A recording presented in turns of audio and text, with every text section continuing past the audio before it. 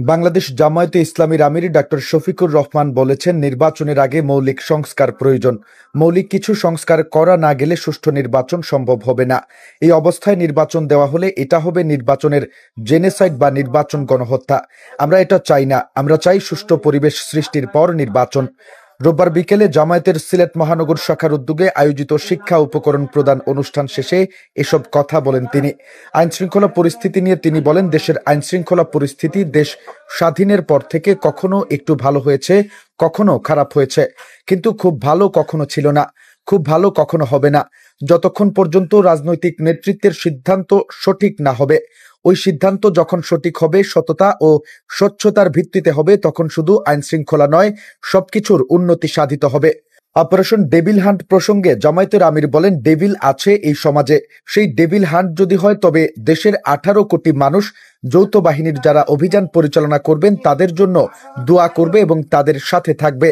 নির্বাচিত সরকার সবসময় ভালো হয় না মন্তব্য করে ডক্টর শফিকুর রহমান বলেন, নির্বাচিত সরকার দাবি করে 15 বছর ফ্যাসিস্টরা ক্ষমতা আঁকড়ে ছিল।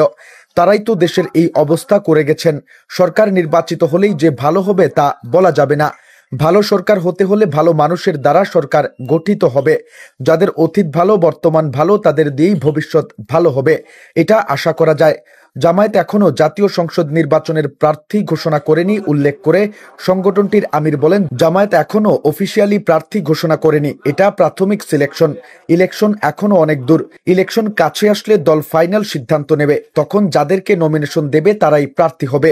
এর আগে নগরীর কেন্দ্রীয় মুসলিম সাহিত্য সংসদের শহীদ সুলেমান হলে সিলেট মহানগর জামায়াতের উদ্যোগে শিক্ষা উপকরণ বিতরণ করা হয়।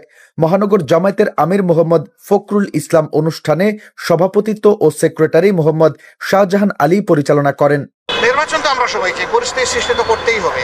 তবে এর আগে আমরা দুটো জিনিস চেয়েছি। একটা হচ্ছে কিছু বেসিক রিফর্ম বা সংস্কার, মৌলিক কিছু সংস্কার করতে হবে। না করলে সুষ্ঠু নির্বাচন করা সম্ভব না।